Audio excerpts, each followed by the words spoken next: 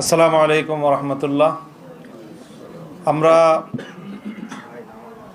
এই যে নির্বাচন গতকাল হয়ে গেল, এখানে ব্যাপক মানুষের উৎসাহ এবং উদ্দীপনা সহ উপস্থিতিতে আমরা স্বাগত জানিয়েছি এবং বাংলাদেশ স্থিতিশীল হবে সেই প্রত্যাশা আমরা ব্যক্ত করছি। স্বাভাবিকভাবেই স্থিতিশীলতার জন্য যারা এই মুহূর্তে বিজয়ী ঘোষণা করা হয়েছে, যাদেরকে বাংলাদেশের স্থিতিশীলতা রক্ষা করা তাদের প্রধান দায়িত্ব, তারাই যদি দেশকে অস্থিতিশীলতার দিকে ঠেলে দেয় তাহলে দেশের জন্য সেটা হবে সবচেয়ে হতাশাজনক বিষয় এবং উদ্ভূত পরিস্থিতির জন্য সম্পূর্ণ দায় তাদেরকেই নিতে হবে।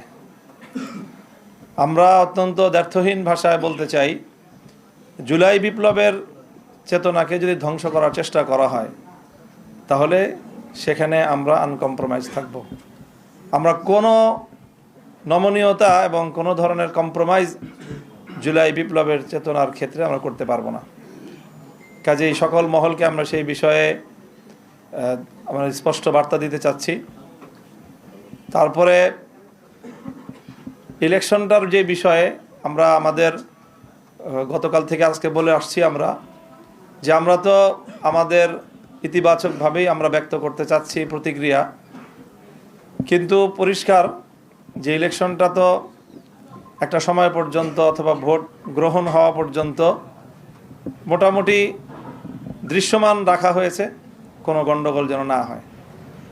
কিন্তু ভোট গণনা শুরু হওয়ার পর থেকেই আমাদের কাছে একেবারেই দিবালোকের ন্যায় স্পষ্ট যে ভোট গ্রহণটা যেভাবে হয়েছে ভোট গণনাটা তার সম্পূর্ণ উল্টোভাবে হয়েছে এবং সেখানেই আগামীর বাংলাদেশের ভাগ্য এবং মানুষের জনরায়ের প্রতি চরমভাবে অশ্রদ্ধা প্রদর্শন করা হয়েছে, অসম্মান করা হয়েছে। এটা যারা করেছেন বাংলাদেশের কাছে তাদেরকে দায়ী থাকতে হবে ইনশাল্লাহ।